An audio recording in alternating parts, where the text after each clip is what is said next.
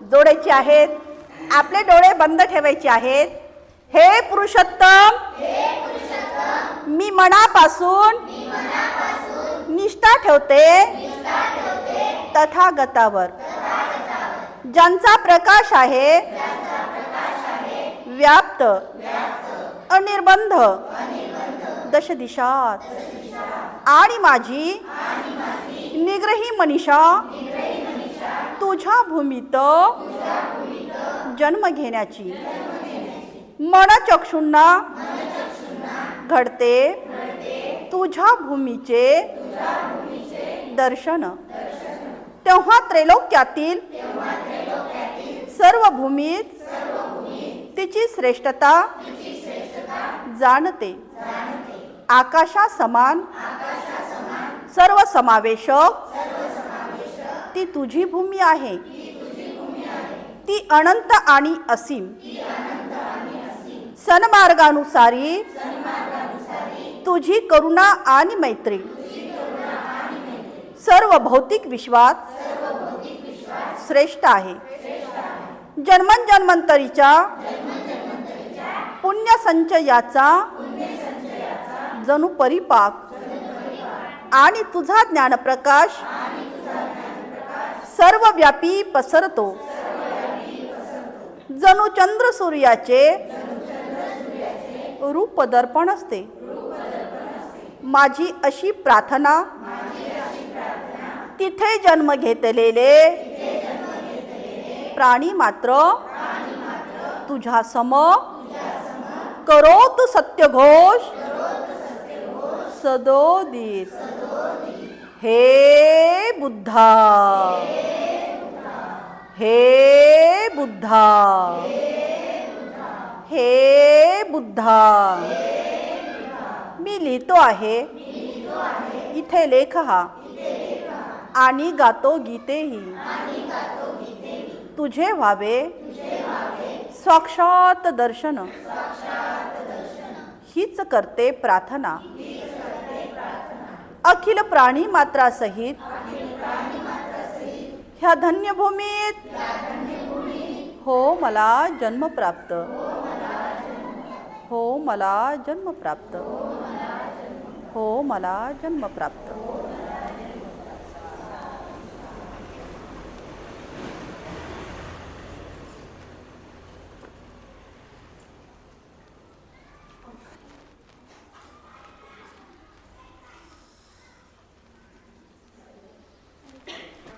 भगवान बुद्ध आणि त्यांचा धम्म या ग्रंथाचं या ठिकाणी पठण होत असताना आपण या ठिकाणी पाहिलेलं आहे की सिद्धार्थ गौतमांनी या ठिकाणी या नव्या प्रकाशाच्या शोधामध्ये असताना भृंगराज ऋषीच्या आश्रमामध्ये त्यांनी या ठिकाणी वास्तव्य केलेलं आहे. म्हणजे तो भृंगराज ऋषीचा आश्रम त्यांनी या ठिकाणी पाहिलेला आहे. आणि तदनंतर या ठिकाणी सिद्धार्थ गौतम आलारकारामच्या या आश्रमामध्ये गेलेले आहेत. आलारकारामच्या आश्रमामध्ये त्यांनी ध्यान मार्गाच्या पद्धती शिकल्या आणि तदनंतर त्यांनी या ठिकाणी सांख्यिकीय तत्वज्ञानाचा त्यांच्या या ज्ञानावर प्रभाव पडला.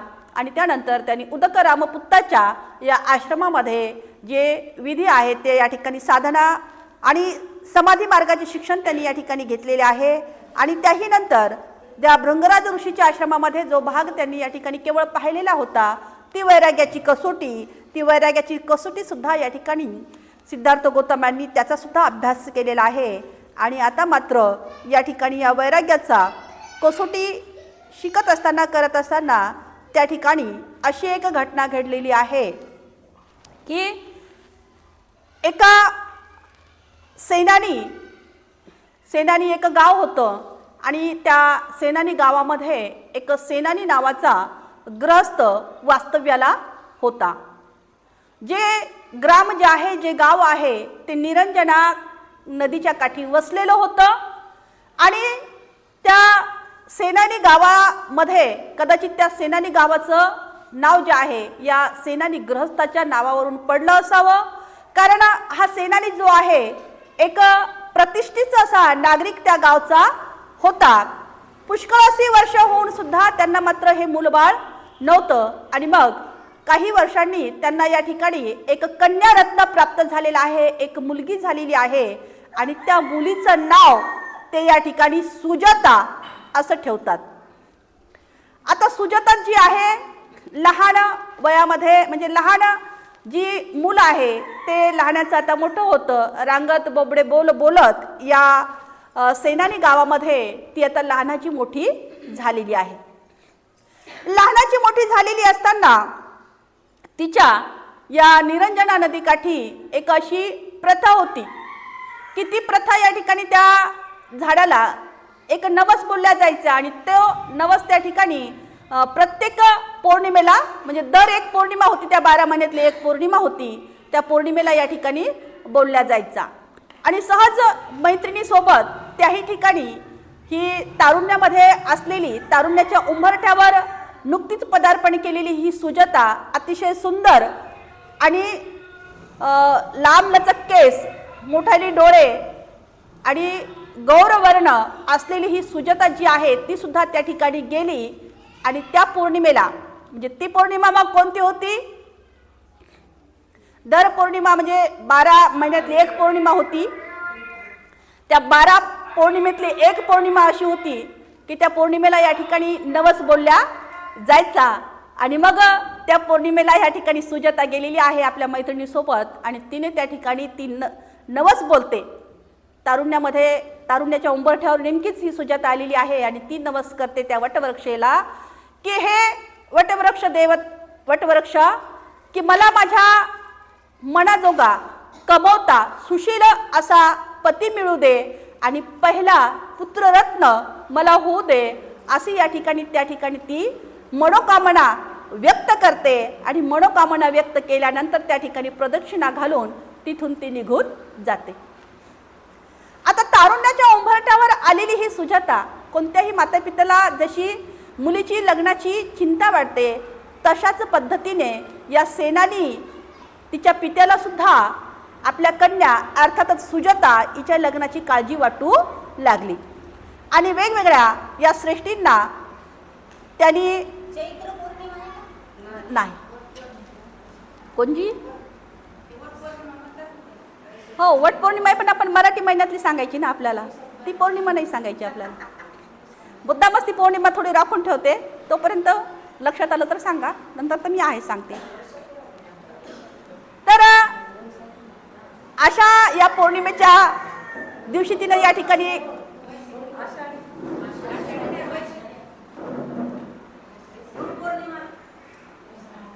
गुरुपौर्णिमा आषाढी पौर्णिमा आपली झालेली आहे आणि त्याला आपण या ठिकाणी या ग्रंथपठणाला सुरुवात करतो की त्या गुरुपौर्णिमेला आषाढ पौर्णिमेला सिद्धार्थांनी या ठिकाणी पंचवर्गीय भिक्खूंना आपल्या धम्माचा उपदेश केलेला आहे.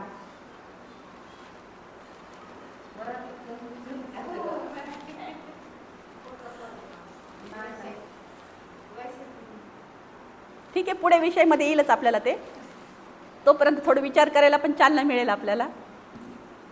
तर मग या ठिकाणी त्या सेनानी पित्याला हिच्या सुजाताच्या लग्नाची चिंता वाटू लागली आणि वेगवेगळ्या या नगरीतल्या श्रेष्ठींना, व्यापाऱ्यांना त्यांनी सूचना केलेली आहे की माझी कन्या या ठिकाणी लग्नाची आहे आणि कुणी वर योग्य असेल तर या ठिकाणी सांगावं. आणि अशाच पद्धतीने या वाराणसी नगरीतला एक श्रेष्ठीचा मुलगा म्हणजे व्यापाराचा मुलगा या सुजाताला वर म्हणून या ठिकाणी मातापित्यांनी पाहिला आणि तिचं लग्न करून देण्यात आलेलं आहे. लग्न झाल्यानंतर ही सुजाता आपल्या सासरी वाराणसी इथे नांदायला गेलेली आहे आणि संसारामध्ये ती एवढी मग्न झाली की तिला या ठिकाणी एक मुलगा सुद्धा झाला. आणि मग तिला अशी धारणा तिची निर्माण झाली की मला सुशील आणि कमवता असा सुंदर असा पती मिळालेला आहे आणि पहिला पुत्र रत्न सुद्धा मला या ठिकाणी झालेला आहे. आणि मग तिची मनोकामना या ठिकाणी दृढ झाली आणि तिला वाटलं की मी या ठिकाणी जो नवस बोलले होते त्या नवसामुळेच मला या ठिकाणी माझ्या मनाजोग्या या गोष्टी घडलेल्या आहेत असं तिला या ठिकाणी वाटलेलं होतं. आणि मग काही दिवस या ठिकाणी जसे सुखाची दिवस म्हणतो ना आपण भराभरा जातात, तशाच पद्धतीनं या सुजाताला तिच्या संसारामध्ये वावरत असताना हा सुखाचा काळ सुद्धा जाऊ लागलेला आहे. तिचा जो मुलगा आहे तो मुलगा आता 20 वर्षाचा झाला आणि त्या मुलाचं नाव तिने यश असं ठेवलेलं होतं. सुजाताच्या मुलाचं नाव काय आहे? यश आहे. आणि तिने त्या मुलाचं नाव यश ठेवलेलं होतं. आता तो मुलगा मात्र 20 वर्षाचा झाला आणि सुयोग्य मुलगी पाहून तिने आपल्या मुलाचं लग्न सुद्धा केलं. आणि तदनंतर जे आहे त्या पौर्णिमेला ती जात असे आणि न विसरता त्या ठिकाणी ती पूजा अर्चा करून येत असे. आता मात्र याही वर्षी ती आपल्या माहेरी आलेली आहे. त्या माहेरी आलेली असताना या सेनानी, आता जे आहे सेनानी म्हणत नाही त्या गावाला आता बखरोर असं नाव आहे. आता काय नाव आहे त्या गावाचं? बखरोर असं आहे. आणि मग हे गाव जे आहे त्या निरंजना नदीपासून 2 किलोमीटर अंतरावर होतं. आणि मग या ठिकाणी सुजाता जी आहे या ठिकाणी आलेली आहे. चला आपसात नका बोलू, कारण मला वाटतं माझं काही चुकतं का काय. तर या ठिकाणी ती सेनानी पुत्री सुजाता या ठिकाणी माहेरी आलेली आहे. आणि माहेरी आलेली असताना तिने आपल्या पन्ना नावाच्या दासीला असं सांगितलेलं आहे की जा त्या निरंजना नदी काठी, जो आपण दर त्या पौर्णिमेला या ठिकाणी जातो त्या तिथला भाग जो आहे स्वच्छ कर. आणि ती पन्ना नावाची दासी त्या ठिकाणी जाती. तिथला तो परिसर या ठिकाणी ती स्वच्छ करती. आणि स्वच्छ करत असताना तिला त्या वटवृक्षाखाली एक अशी प्रसन्न प्रतिमा दिसते. आणि ती सुंदर प्रतिमा पाहून त्या ठिकाणी तिला असं जाणवतं की या ठिकाणी खरोखरच वटवृक्ष देवताच प्रसन्नित झालेली आहे का काय, असं तिला या ठिकाणी भासतं. आणि मग ती धावत पळत आपल्या मालकिनीला जाऊन सांगते. सुजाताला जाऊन सांगते की मालकीनबाई या ठिकाणी आपल्याला वटवृक्ष देवता प्रसन्न झालेली आहे आणि त्या ठिकाणी ती वटवृक्ष देवता अस्तित्वात आहे. आता या ठिकाणी ही सुजाता, तिला तो नवस फेडायचा आहे आणि त्या निमित्तानं त्या ठिकाणी सकाळीच उठून त्या नवस फेडण्यासाठी जे निर्जल पायसाचा नैवेद्य म्हणून त्या ठिकाणी ती देण्यासाठी बोललेली असते. आता ती भल्या पहाटे उठून सकाळी स्नान करून सगळं काही या ठिकाणी आटोपून निर्लज्ज म्हणजे दुधाची जे 1000 अशा गायी असतात, अशा या 1000 गायीचं ही सुजाता स्वतःच्या हाताने दूध काढते. दूध काढल्यानंतर ती 500 गायींना पाजते. त्या 500 गायीचं दूध काढते. त्यानंतर ती 25 गायीला पाजते. 25 गायीला पाजल्यानंतर ती आता मात्र 5 गायीवर येते आणि त्या 5 गायीचं दूध ती त्या ठिकाणी काढते. आणि अशी दुधाची सगळं काही आपण जशा वेगवेगळे त्या ठिकाणी ड्रायफ्रूट टाकतो तशा पद्धतीची ही अतिशय या ठिकाणी खीर बनवते आणि त्याला पालीमध्ये पायस असं म्हटलं जातं. आणि मग स्वतः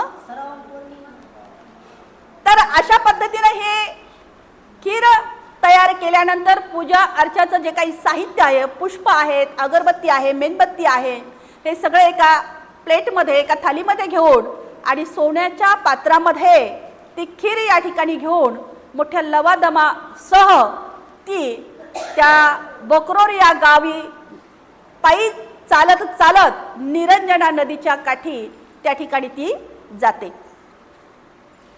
आणि मग गेल्यानंतर त्या ठिकाणी पाहते तर त्या वटवृक्षाच्या खाली खरोखरच या ठिकाणी तिलाही वाटतं की मला या ठिकाणी वटवृक्ष देवताच प्रसन्न झालेली आहे. आणि मग या ठिकाणी ती दोन्ही गुडघे जे आहे, जसं आपण या ठिकाणी वंदन करतो, दोन्ही गुडघ्यावर या ठिकाणी ती बसते आणि तिथे त्या वटवृक्ष देवतेला म्हणते की हे वटवृक्ष देवता, तू मला या ठिकाणी प्रसन्न झालेली आहेस आणि तुला जे काही मी या ठिकाणी नवस बोलले होते ते नवस आज मी फेडायला या ठिकाणी आलेली आहे. आणि कृपा करून तुम्ही माझं हे जे या ठिकाणी मी जे काही नैवेद्य दाखवत आहे, हा नैवेद्य माझा खिरीचा तुम्ही प्रसाद जो आहे तो ग्रहण करा. आता या ठिकाणी सिद्धार्थ बसलेले असतात. सिद्धार्थ गौतम ध्यानमग्न अवस्थेमध्ये बसलेले असतात. आणि मग ते या सुजाताचा वाणी ऐकून आपले डोळे उघडतात आणि तिला म्हणतात, कन्ये मी या ठिकाणी कोणतीही वटवृक्ष देवता तुला प्रसन्न झालेली नाही. मी सिद्धोधन आणि महामाया यांच्या उदरी जन्माला आलेला एक सिद्धार्थ नावाचा पुत्र आहे आणि या दुःखातून मुक्त होण्यासाठी मी या ठिकाणी हा साधनेला बसलेलो आहे. आणि मग ती मात्र म्हणते तुम्ही कुणीही असा, परंतु माझ्यासाठी तर तुम्ही या ठिकाणी एक देवताच आहात आणि हा प्रसाद तुम्ही या ठिकाणी ग्रहण करा.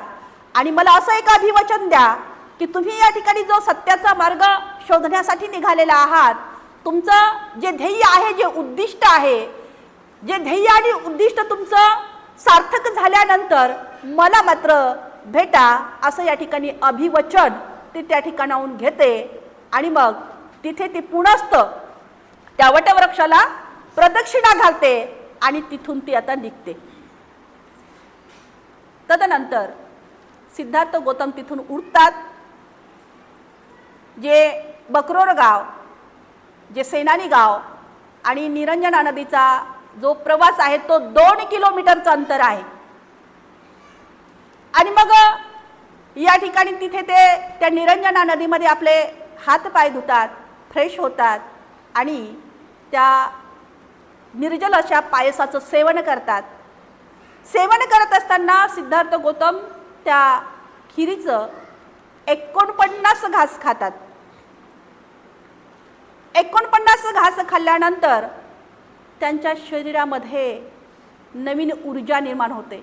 त्यांचं शरीर ताजतवानं होतं आणि त्यांना असं जे शरीर आहे ताजतवानं होतं, त्यांच्यामध्ये एक नवीन ऊर्जा निर्माण होते.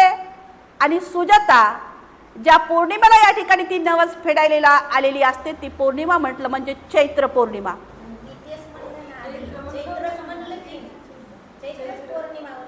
म्हटला होता